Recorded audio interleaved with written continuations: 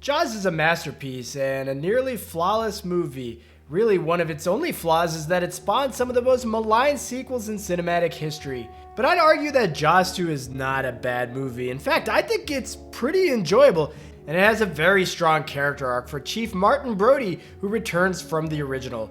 It's so good, in fact, that I have to figure out whether Brody is even better here than he was in Jaws. And since I just did a video on Jaws, I'm gonna do this by analyzing Jaws 2, looking at 3 things it did well and 3 things it didn't do so well.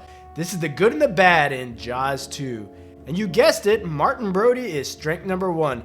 Roy Scheider reprises the role from the original movie, and he is phenomenal here. He famously did not want to do Jaws 2 and clashed with director Jeannot Sward. And you can feel that tension in the movie just like you can feel the tension in me when I try to pronounce a French name. Whereas Brody was mostly passive when dealing with Mayor Vaughn in Jaws 1, in Jaws 2 he is way more on edge and assertive. Martin, you gonna shut down the beaches on your own authority? Well, what other authority do I need? Don't press it this time. Okay, Larry, but you just remember this conversation. You just remember it. Now, Brody being more assertive here is not like earth-shattering, but think of the kind of movie that Jaws 2 is. It's a silly shark sequel trying to cash in on its predecessor's success, so you wouldn't expect much other than superficial thrills. But Jaws 2 decides to focus very heavily on Brody and give him a really powerful character arc. Whereas Brody just went along with Vaughn's terrible decision making in Jaws, when he's rebuffed here, Brody starts to go rogue, lacing his bullets with cyanide in this quietly unnerving sequence. And if this was just about driving the plot, this would have been quick and totally forgettable. But the way this scene is lit, and the way it just goes into excruciating detail, and how he's doing this in secret, and how he's all damp from the ocean, he's sweaty, he looks like a mess, it's clearly communicating to us that this whole ordeal is starting to wear on Brody, that it's affecting him mentally, and it's based on the trauma that he experienced in the first movie. Jaws 2 is not just about a shark returning to Amity, it's also about Brody dealing with his PTSD, which results in him shooting up a beach when he mistakes a bunch of bluefish for the shark, and this leads to Brody being at his lowest point. Let's break it up. It's okay. It's false alarm. It's all right. Go back. Roy Scheider is incredible in this scene, but shout out to John Williams as well.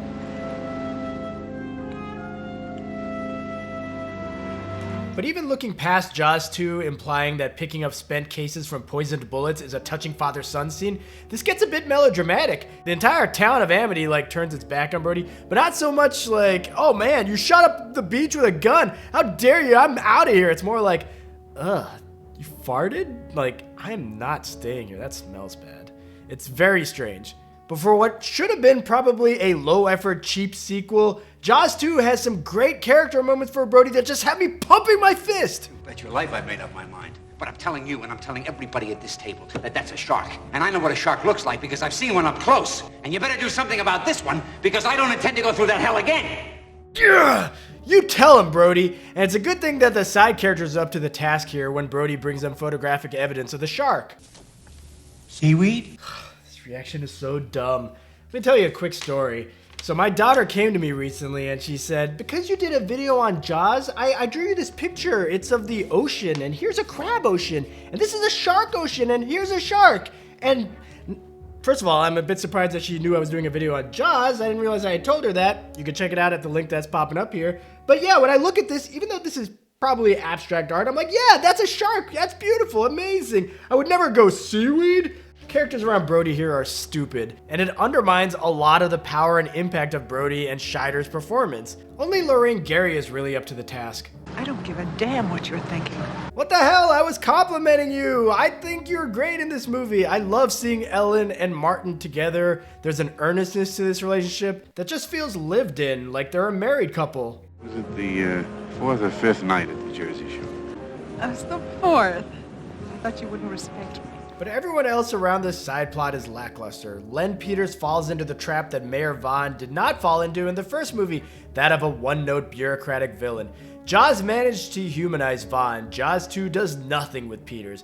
And Vaughn himself has a bit of a redemption arc here when he's the sole vote to not fire Brody. But unfortunately, that scene was deleted. So without that redemption arc, Len Peters and Larry Vaughn basically are the same character. So even though Brody's arc is great individually, it's like he's dragging a ton of extra dead weight around him, which slows things down.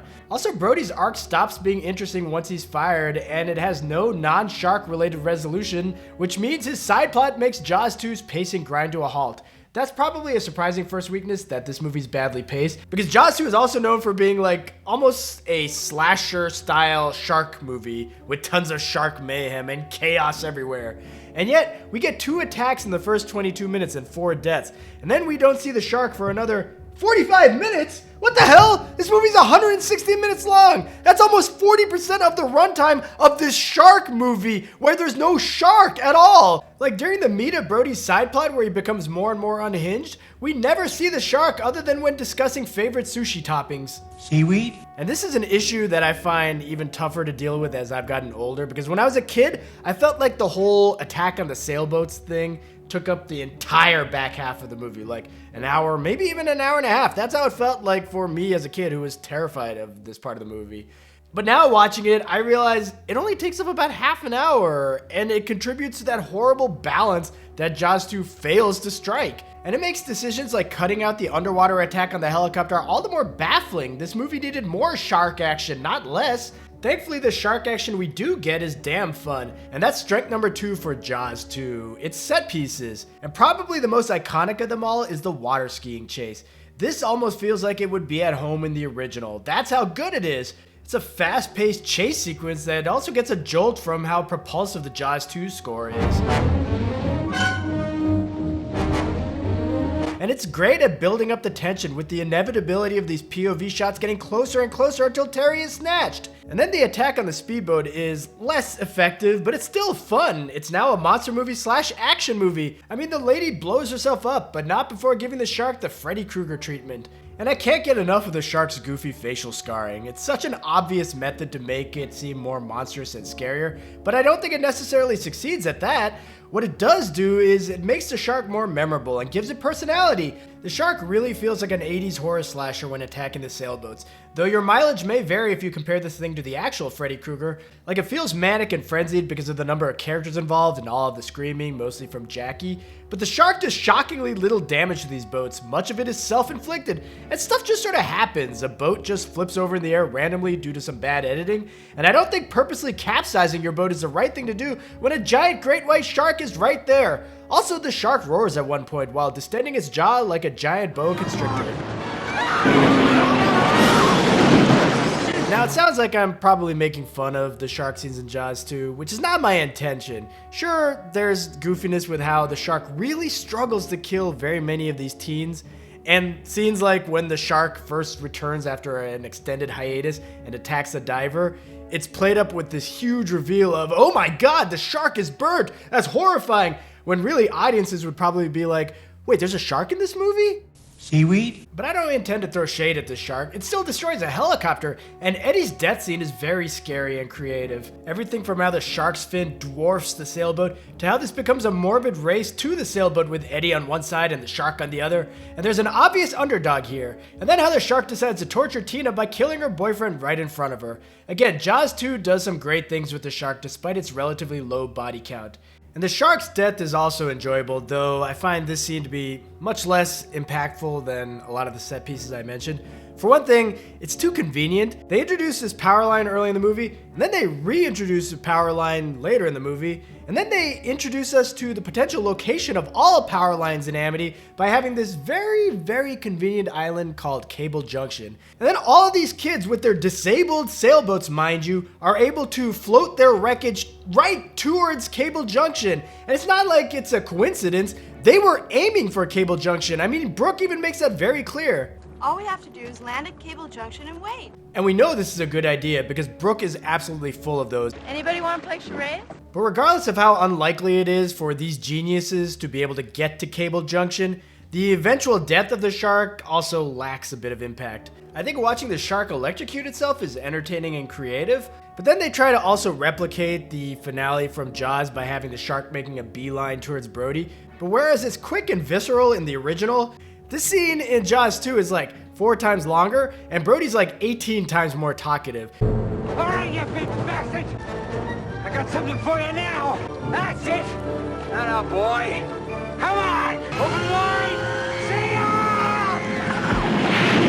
ya! Say ah might be the stupidest line in any movie ever. Anybody want to play charades?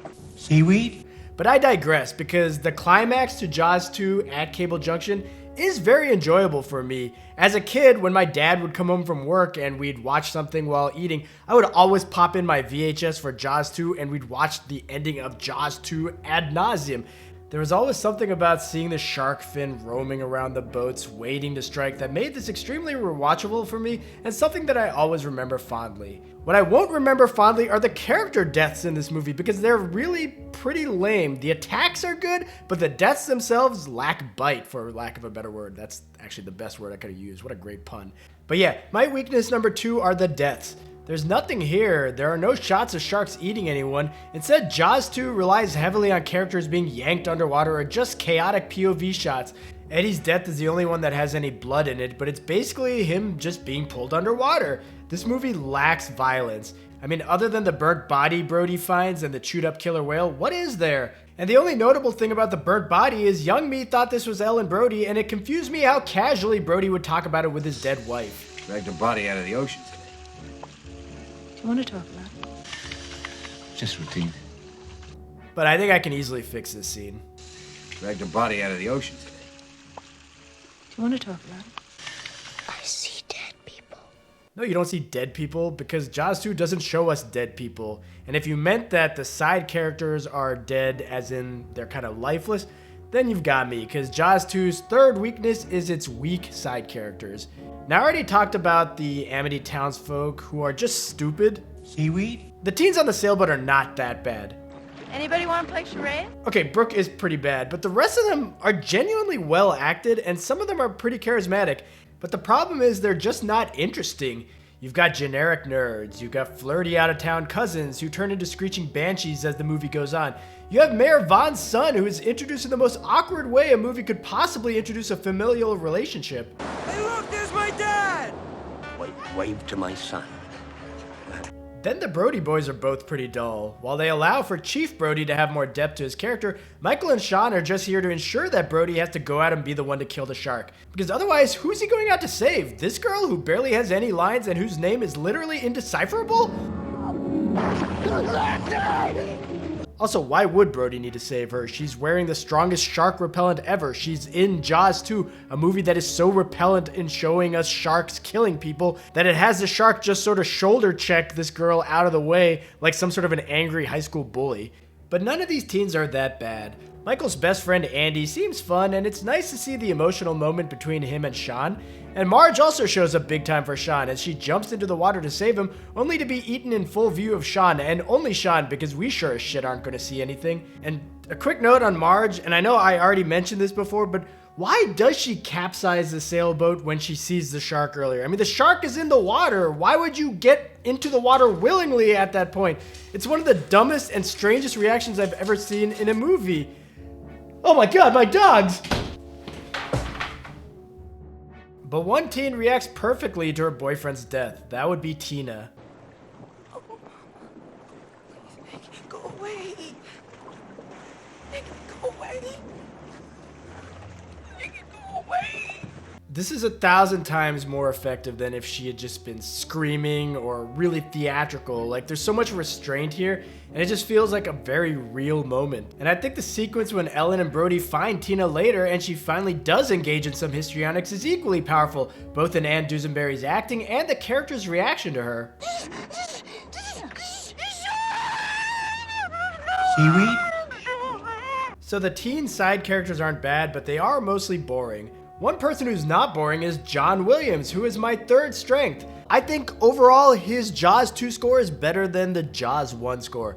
Maybe not the shark theme itself, it's more ba ba ba ba ba ba rather than ba ba.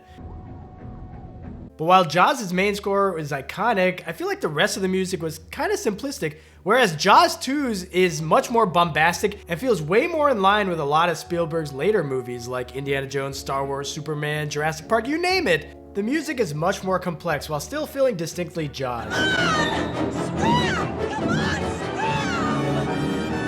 But Williams also develops themes filled with mystery and wonder for the diving portions of the movie. And whimsical adventure music when the kids go sailboating, even weaving in the Jaws theme when he deems fit. So John Williams does stellar work here as he and Roy Scheider elevate Jaws 2 to heights it probably shouldn't be able to reach. And as for Roy Scheider, this goes back to the question I posed early on. Is Brody better in Jaws 2 than he was in the original? No. Brody's arc in Jaws 1 was more subtle and subtextual. It was an arc that was implied through things like camera work and character dynamics, and it played out naturally all the way through to the climax. Brody's arc in Jaws 2 is more of a brute force effort. It's emotionally resonant, but it also clashes with how the movie is structured. We have great set pieces to start the movie off, and then a long extended side plot for Brody, and only then do the shark attacks begin again. Nothing overlaps, and Brody's arc just stops. I mean, he goes from being fired and having to deal with all these personal issues to just killing a shark again. It's not a satisfying conclusion for Brody, and so no, his arc is not as good as it was in the original Jaws. So thanks for watching, and if you enjoyed this, please like and... what's the word I'm looking for? Seaweed? No, it's subscribe.